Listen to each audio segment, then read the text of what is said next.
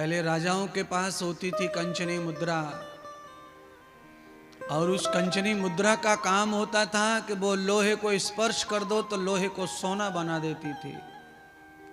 तो ये मानव का शरीर वही कंचनी मुद्रा है। ये जिसको स्पर्श कर देगा उसे सोना बना देगा, उसके जीवन को धन्य कर देगा। इसीलिए 84 लाख योनियों में सबसे उत्तम शरीर तुम्हें प्राप्त हुआ है। पर तुमने इस कंचनी मुद्रा को मिट्टी कैसे बना दिया? अंडा खाके, मछली खाके, गुटखा खाके, दारू पी के, बकवास करके इस कंचनी मुद्रा को तुमने मैट दिया। और ये कंचनी मुद्रा सोना बनाती है महाराज। आज धरती पर सोने की पहचान है, चांदी की पहचान है, आज धरती पर हीरे की पहचान है, आज धरती पर जो कुछ भी पहचान है उसका पूरा श्रेय केवल और केवल मनुष्य को जाता है। बिना मनुष्य के सोने को कोई ढूंढ नहीं सकता धरती में, बिना मनुष्य के हीरे को कोई तलाश नहीं सकता धरती में, बिना मानव की दुनिया में कोई जहाज, कोई मशीन नहीं बन सकती। ये सारे के सारे जितने मशीनरी है जिसे देखकर आप अचंभा करते हो, ये मोबाइल कितना अचंभे की मशीन है। कितनी भी जनता के बीच में बैठ जाओ, पर आपका नंबर किसी ने डायल किया है तो घंटी सिर्फ आपके मोबाइल में बजेगी। अरबों खरबों सैटेलाइट पर नंबर सेट किए जा रहे हैं, अरबों खरबों नंबर एक साथ डायल हो रहे हैं। कभी कभी बबलिंग हो जाती है थोड़ा बहुत, पर फिर भी मानव का विज्ञान कितना सटीक है। ये सारे चमत्कार आपके हैं, मनुष्य तेरे हैं। पर इतना महान वैज्ञानिक होने के बाद भी मानव दुखी, परेशान, अशांत। क्यों? क्योंकि मानव के अंदर जो टैलेंट है उसके साथ उसकी बुराइयां उसके पीछे पीछे चलती हैं।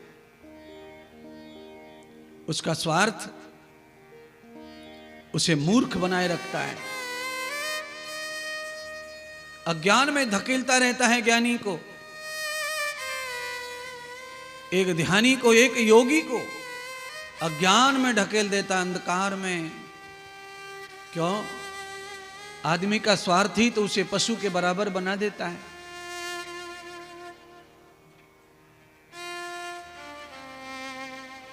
कई जगह तो पशु को महान माना गया है इंसान से, मनुष्य से। कहां महान है पशु? आप बैल को देख लो, कम से कम बुद्धि भैंस में होती है। भैंस को भी देख लो, भैंस में बहुत कम बुद्धि मानी गई है। क्योंकि भैंस कचड़े को पसंद करती है, कीचड़ अच्छी लगती है भैंस को। कीचड़ रहा तो भैंस उसमें बैठना, लौटना, पड़े रहना पसंद है भैंस को, इसीलिए भैंस को बुद्धिमान नहीं माना गया है। पर कई जगह पर भैंस एम.कॉम पढ़े लिखे आदमी से अच्छी है। किसी ने एम.फिल कर रखा हो,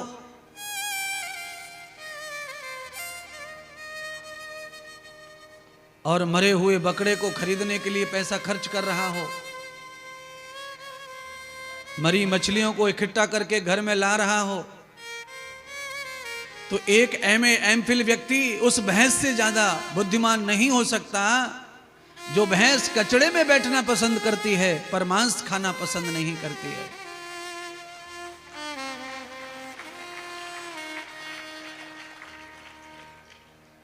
तालियां बजनी है तो अच्छी बजनी चाहिए, नहीं तो कोई बात ना बजे तो कोई फर्क नहीं पड़ता।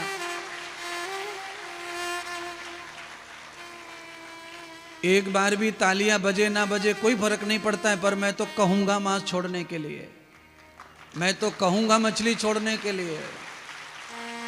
मैं आपकी प्रशंसा कर रहा हूं तो मैं आपकी कुछ कमियां भी आपको बताऊंगा। क्यों? इसके बगैर कथा पूरी नहीं होती है। अगर आया हूं छपरा में कथा कहने के लिए तो पांडाल में आकर के इतना समय देने के बाद आप जैसे के तैसे रहे तो क्या फायदा हुआ समय देने का? क्यों कथा सुने हम? कथाएं तो बिहार में होती रहती हैं, बड़ी नहीं होती, ऐसी छोटी छोटी कथाएं होती रहती हैं। तो इस कथा की विशेषता क्या है? इस कथा की विशेषता है कि इस कथा को एक सन्यासी कह रहा है, एक महात्मा, एक संत कह रहा है। इसकी विशेषता है कि संत की जिम्मेदारी है कि वो अपने राष्ट्र को सुंदर रखे, पवित्र रखे, अपने समाज को सुडौल सुरक्षित रखे। और समाज तभी सुरक्षित होगा जब व्यासपीठ से कुछ सत्य बोले जाएं, मधुर सत्य, मीठे सत्य।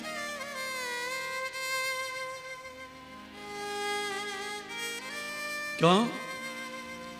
खराब खान पान घर में क्लेश का कारण है। घर में अच्छा खान पान गृहस्थी के उत्थान का कारण है, कल्याण का कारण है। आप मांस मटन अंडा दारू धक्कड़ करते हैं, आपके पितर खुश नहीं रह पाते। हो सकता है आपके पितर भी खाते होंगे जीवित में, पर मर जाने के बाद वो पितर बन जाते हैं। आपकी आंखों के सामने आपके दादाजी दादी जी मांस खा के मरे, वो खाते थे, पर उन्हें मरे हुए 20 वर्ष हो गए, 20 साल से लगातार श्राद्ध हो रहा है, पर उनके श्राद्ध में खीर पूड़ी कचौड़ी बनाई जा रही है, आज तक मीट नहीं पका। इससे सिद्ध होता है शास्त्रों में, पुराणों में, कि मरने के बाद खाने वाला भी पितर बन जाता है। और जब वो पितर हो जाता है तो अपने पुत्रों को और अपने प्रपौत्रों को, अपने पोतों को, अपनी 3 पीढ़ियों को वो ऊपर से जहां से भी यह देखता है और ये सोचता है कि यह भी मेरी तरह तृप्त हो जाएं, शाकाहार हो जाएं, शाकाहार हो जाएं, और इनका भी ये मांसाहार छूट जाए।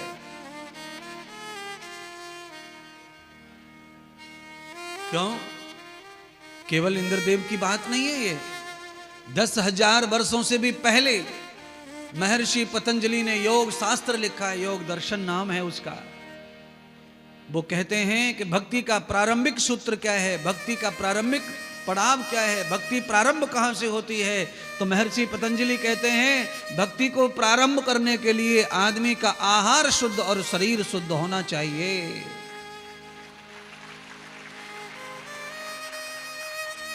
अगर आपका भोजन शुद्ध नहीं है तो आपका शरीर शुद्ध नहीं है। आहार शुद्धो सत्य शुद्धो सत्य शुद्धो ध्रुवो स्मृति। जैसा खाएंगे अन्न वैसा बनता है। ये तो बिहार में भी सब जानते हैं इस बात को, सब कहते हैं। अब कल्पना करो,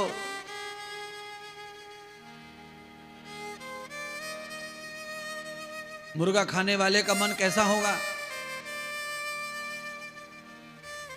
कैसा होगा मन मछली खाने वाले का? आपको लग रहा होगा महाराज आप भागवत कथा सुनाओ, आप कहां मछली और मेढक में चले गए। मैं अकेला नहीं चला गया हूं, ये शास्त्र ले जा रहा है, ये कथा ले जा रही है मुझे।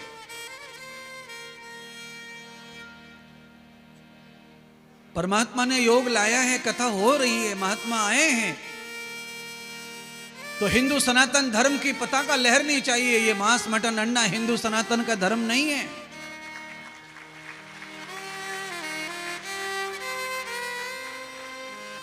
खाने पीने और रहन सहन में अगर अंतर नहीं है तो कहां सनातन और कहां इस्लाम? फिर तो सब बराबर ही हो गया।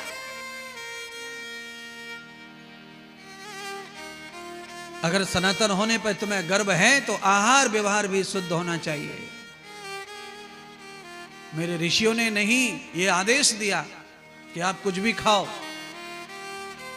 और भजन करो, मंदिर में जाओ, फल मिलेगा, नहीं मिलेगा। जैसे अच्छी दाल में, स्वादिष्ट दाल में अचानक पत्थर आ जाए दांत के नीचे, सारा स्वाद विफल हो जाता है, सारा स्वाद बिगड़ जाता है। आदमी के मुख में आई हुई दाल आदमी गटक नहीं सकता, उसे भोजन छोड़ के जाना पड़ता है थूकने के लिए। जैसे अच्छी तड़के वाली दाल में, शुद्ध देसी घी का दाल में तड़का लगा है, दाल बहुत स्वादिष्ट है, पत्थर आने से सारा स्वाद विफल हो गया, भोजन थूकना पड़ा। ऐसे ही आप अगर भोजन शुद्ध नहीं करेंगे, शाकाहार नहीं करेंगे, मांसाहार नहीं छोड़ेंगे, बीड़ी तंबाकू हुक्का गुड़गुड़ नहीं छोड़ेंगे, तो आपकी भक्ति भी परमात्मा को स्वीकार नहीं होगी, आपका भाव स्वीकार नहीं होगा भगवान को। आप कल्पना करें, रामायण की कथा सुनिए। रावण की बहन शूर्पणखा मांसाहारी थी। राम ने 14 साल के वनवास में भरद्वाज को क्या, केवट को क्या, निषाद को क्या, सुतीक्षण को क्या, अगस्त को क्या, न जाने कितने वनवासियों को गले लगा लिया, पर शूर्पणखा को गले नहीं लगाया। शूर्पणखा तो राम को सुख देने आई थी, उनकी अर्धांगिनी पत्नी बनने आई थी, पर राम जी ने स्वीकार नहीं किया। क्यों? इतने महान घर की कन्या, इतने महान भ्राता की बहन, इतनी महान बलवान शूर्पणखा, पर उसका विचार, उसका व्यवहार अच्छा नहीं था। इसीलिए वो जितने भी महान घर की थी, भगवान की नजर में वो 0/0 थी। कारण यह था कि वो ऋषियों को खा जाती थी जिंदा, साधु संतों का मांस भक्षण करती थी, न जाने कितने ऋषियों को निगल गई, खा गई, काट गई, मार गई। और श्री राम जी का अवतार, राम जी के अवतार का निमित्त तो साधु महात्मा गौ है। संतों के हितकारी बनकर, गौ के हितकारी बनकर, धर्म के हितकारी बनकर ही राम प्रकट हुए। तो आपको समझाने के लिए मुझे शूर्पणखा का नाम लेना पड़ा है। उसी घर में से, उसी खानदान से, उसी कुल में से एक व्यक्ति ऐसा है जिसका भोजन अच्छा है, विचार अच्छे हैं, उसका नाम है विभीषण। युद्ध के समय दोनों सेनाएं लड़ रही हैं, उस काल में युद्ध के समय भी राम जी ने विभीषण को गले लगा लिया, बिना डर के, बिना किसी संकट के, बिना किसी कष्ट के, बिना किसी संशय के। जिस घर के साथ युद्ध चल रहा हो, उस घर के आदमी पर भरोसा कैसे किया जा सकता है? पर राम जी से क्या छुपा है? वो जान गए जिसका आहार अच्छा है, जिसके आहार में पाप नहीं है, जिसके आहार में बेईमानी नहीं है, जिसके आहार में दलाली नहीं है, जिसके आहार में रिश्वत नहीं है, उसका विचार शुद्ध होता है, पवित्र होता है, निश्चित होता है, शील होता है, अनंत होता है। और हम कैसे अपने से बड़े की कैसे प्रतिष्ठा बढ़ाते हैं, वो केवल वही कर सकता है जिसका आहार शुद्ध होगा।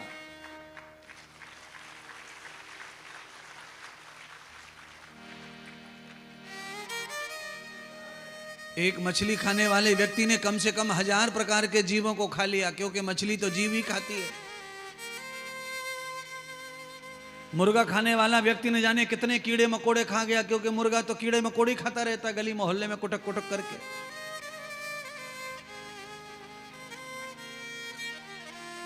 इसीलिए आप सबको चाहिए कि श्रीमद् भागवत का पूरा आचरण करें। श्रीमद् भागवत कथा को प्रचार करने के लिए भगवान शिव जी ने धरती पर प्राकट्य लिया। क्या है भागवत कथा? कल आपने सुनी, इसका महिमा क्या है, और आज भी आप इसकी महिमा सुनेंगे कि भागवत कथा की महिमा क्या है। स्वयं साक्षात त्रिनेत्र, त्रिकालदर्शी, जिनके ज्ञान का नेत्र खुला हुआ है, वह एक सामान्य जन्म लेकर आए, केवल उन्हें भागवत दुनिया तक पहुंचानी है। इसलिए इस भागवत में इतने लक्षण छुपे हैं जीवन के कल्याण के लिए कि शिव जी भी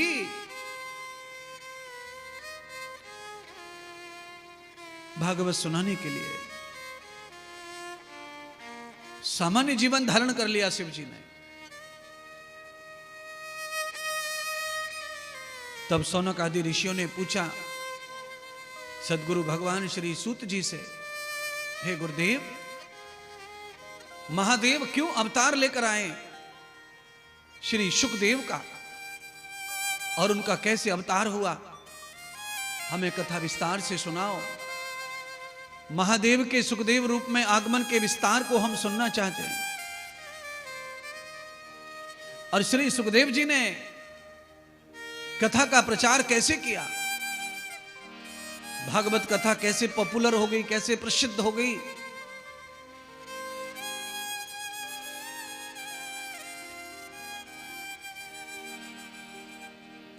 सूत जी कहने लगे, हे शौनक जी, भगवान शंकर का दूसरा विवाह माता पार्वती के साथ हुआ। पहले पार्वती का ही शंकर जी से विवाह हुआ था, पर नाम सती था, माता पिता अलग थे। दूसरी बार सती ने अवतार लिया था हिमाचल राजा के, हिमालय के यहां पर्वतों में पैदा हुई, इसलिए गौरा का नाम पार्वती हो गया और शंकर भगवान के साथ उनका विवाह हुआ। पिछले जन्म में पार्वती सती के रूप में जब प्रकट होकर आई थी, तो उस जन्म में पार्वती ने शिवजी की बात को माना नहीं था। भगवान शंकर ने सती को भी कहा था कि तुम गुरु बना लो, कान फुकवा लो, और मेरे इष्ट हैं भगवान श्री राम, उनकी आराधना करो।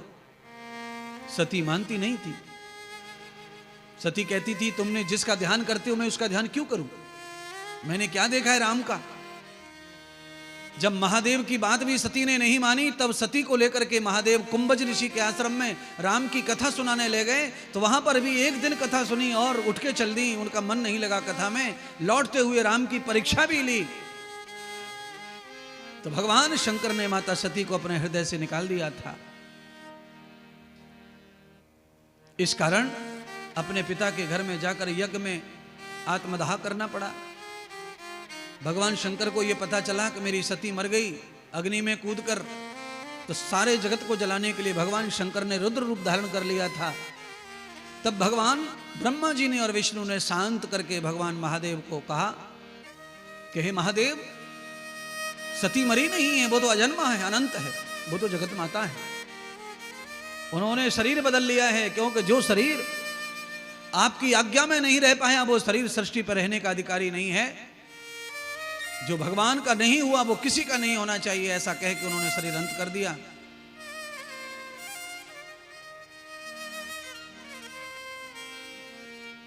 महादेव सती ने अवतार ले लिया है पार्वती के रूप में हिमालय के यहां, और थोड़े समय के बाद वो आपको प्राप्त हो जाएंगी। तो महादेव शांत हुए। महादेव को स्मृति हुई कि ये वही पार्वती है जो पिछले जन्म में सती थी। सती को भी पिछला जन्म याद है और महादेव को भी पिछला जन्म याद है। केवल पांडाल में बैठे हुए नर नारी, इनको याद नहीं है पिछला जन्म। अरे पिछला जन्म तो बहुत है, इन्हें तो पिछला भी महीना याद नहीं है कि पिछले महीने में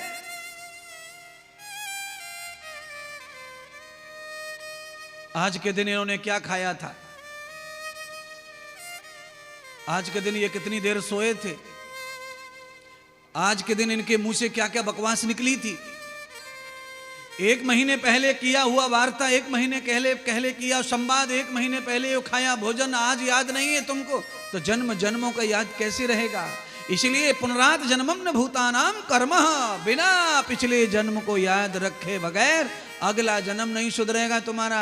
इसलिए महात्मा आए हैं कथा लेकर के, तुम्हारे पिछले को भी याद कराएंगे और आज तुम्हें खड़ा करेंगे, कल तुम्हारा भविष्य अच्छा करवाएंगे। ये कथा ये तीनों कालों को सुधार देती है, पिछला याद करा देती है, आगे का तैयार करा देती है।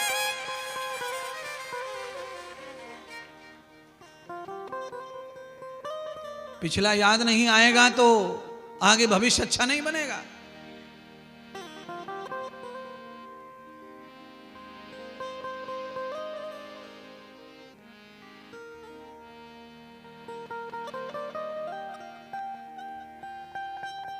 कि जो कुछ तेरी पिछली करनी, जो कुछ तेरी पिछली करनी, वही तो प्यारे तुझको भरनी।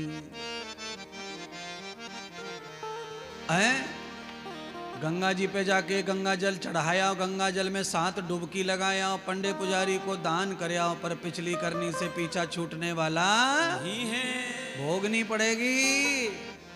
क्यों? आगे कथा सुनाएंगे तब सब निकल के बाहर आ जाएगा। जो कुछ तेरी पिछली करनी, ये पिछली करनी का प्रताप है कि पांडाल में बैठे हो। अगर तुम्हारी पिछली करनी खराब होती, आज ये पांडाल तुमको नहीं मिलता। कहीं बैठे होते पान की दुकान पे, चाय की दुकान पे बकवास कर रहे होते, गप मार रहे होते, किसी को हरा रहे होते, किसी को जिता रहे होते, ओपिनियन रख रहे होते। अब तो यहाँ ये जीतेगा, वहां तो वो जीतेगा, यहाँ तो ये हार रहा है, वहां तो वो जीत रहा है। बस यही तुरंत यही कानून दिन भर बकवास करते रहते। और आज पिछले जन्मों में कोई दान कर आए हो, पिछले जन्मों में कोई हवन कर आए हो, पिछले जन्म में माता पिता के पैर दबाया है, उसका फल है ये कथा कान में सुनने को मिल रही है।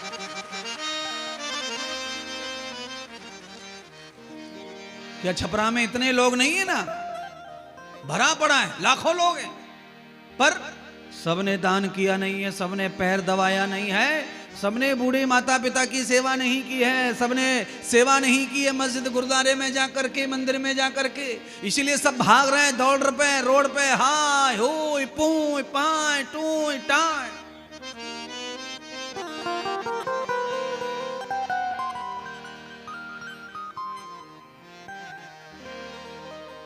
जो कुछ तेरी पिछली करनी, तुझको ही है प्यारे भरनी। अरे करम लिखी को कहाँ तक रोवे, करम लिखी को कहाँ तक रोवे। और ये टाली ना टले, ये माया संग ना चले, रे काया संग ना चले, ये माया संग ना चले, ओ माया संग ना चले, हे माया संग ना चले, हे माया संग ना चले, हे काया संग ना चले, हे माया संग ना चले। ए सोच रे गुमानी हो, सोच रे गुमानी हो, जन्म ना मिले फिर ये जन्म ना मिले, काया संग ना चले, हे माया संग ना चले, हे काया संग ना चले, हे माया संग ना चले, काया संग ना चले, हे माया संग ना चले, काया संग ना चले, हे माया संग ना चले।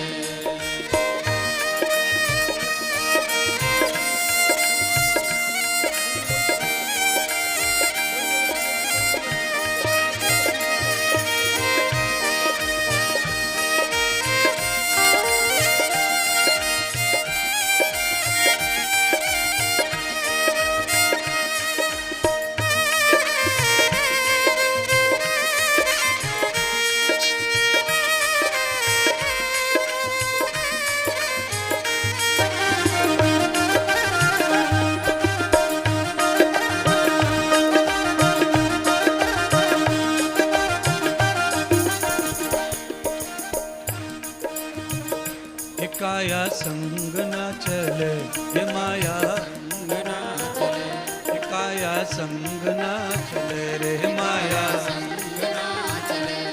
ओ सोच रे गुमानी फिरे, सोच रे गुमानी फिरे, जन्म ना मिले फिर ये जन्म ना मिले, काया संग ना चले, काया संग ना चले, हे काया संग ना चले, हे माया संग ना चले, हे माया संग ना चले, हे माया संग ना चले।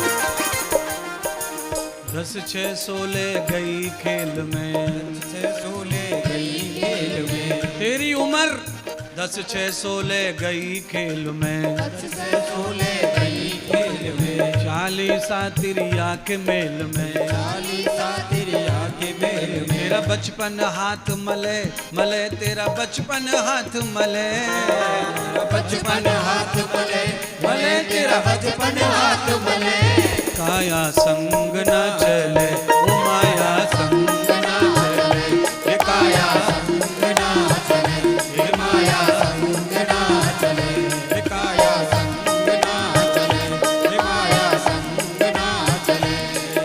ए सोच रे गुमानी फिरिए, सोच रे गुमानी फिरिए, जन्म ना मिले रे बहवा, जन्म ना मिले रे काया संग ना चले, हे माया संग ना चले, ये काया संग ना चले, ये माया संग ना चले।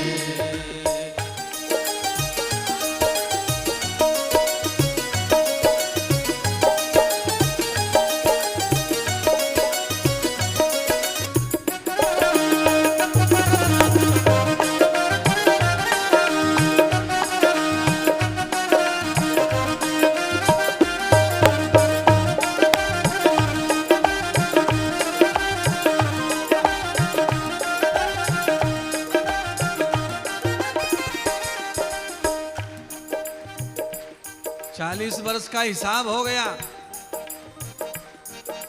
40 के आगे जितने भी बाबा बैठे, बाबा दादी, स्याही गई सफेदी आई, आई गई सफेदी आई, तन की खाल सिकुड़ सब जाई, तन की खाल से गुड़ सब जाई, स्याही गई सफेदी आई, आई गई सफेदी आई, तन की खाल सिकुड़ सब जाई, तन की खाल से गुड़ सब जाई, ये बंदर जैसा मुंह हो जाए, बंदर जैसा मुंह हो जाए, तेरी डगमग नारे हले हले, तेरी डगमग नारे हले हले, तेरी डगमग नारे हले, ये काया संग ना चले, ये माया संग ना चले, ये काया संग ना चले, ये माया संग ना चले, ये काया संग ना चले, ये माया संग ना चले, ये काया संग ना चले, ये माया संग ना चले, ये काया संग ना चले, ये माया संग ना चले, ये काया संग ना चले, ये माया संग ना चले, ये काया संग ना चले, ये माया संग ना चले। जो कुछ तेरी पिछली करनी, वही तो प्यारे तुझको है भरनी, कर्म लिखी को कहाँ तक रोवे, टाली नाई टले रे माया संग ना चले, काया माया यहीं रह जाने वाली है, सब राख बना देगी जनता, किसी को गाड़ देगी, किसी को बहा देगी, किसी को जला देगी, हाँ कुछ नहीं रह गया पास में। तू भैया यहां आ जाइयो ने कान में बतरानो तेरे संग में लाला,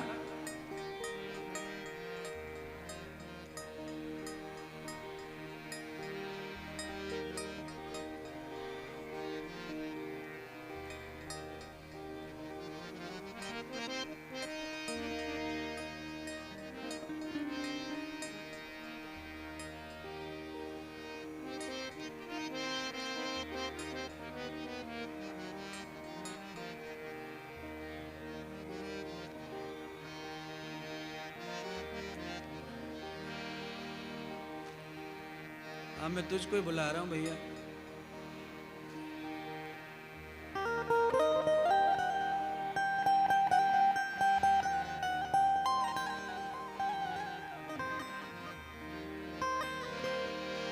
बोली सतगुरुदेव भगवान की जय हो, बोली श्री बांके बिहारी लाल की जय हो।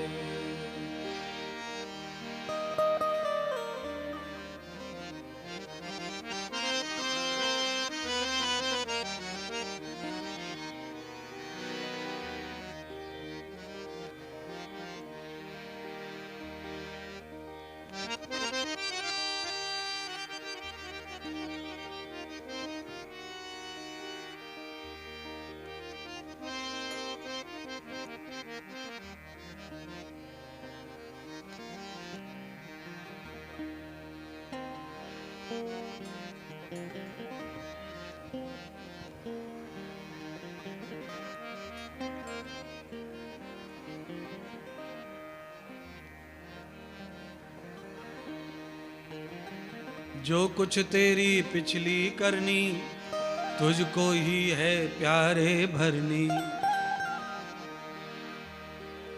करम लिखी को कहाँ तक रोवे, टाली नाई टले रे माया, रे काया संग ना चले। सोच रे गुमानी फिर ये जन्म ना मिले रे, फिर ये जन्म ना मिले। पार्वती जी को भगवान शंकर को कुछ कहना नहीं पड़ा। पार्वती का जन्म ही प्रायश्चित के लिए हुआ है भाई बहनों। और आप जो पंडाल में बैठे हैं और जो टीवी पर देश विदेश में कथा सुन रहे हैं, मैं सबको कहना चाहता हूं कि मानव का जन्म हमारे पिछले जितने भी जन्म हैं उनका प्रायश्चित का जन्म है। मानव जन्म, मानव जन्म, मानव जन्म लेकर पिछले अगले सारे पाप धो डालो, सारे गलतियां छोड़ दो, प्रायश्चित कर्म करके अपने जीवन को भगवान को समर्पित कर दो।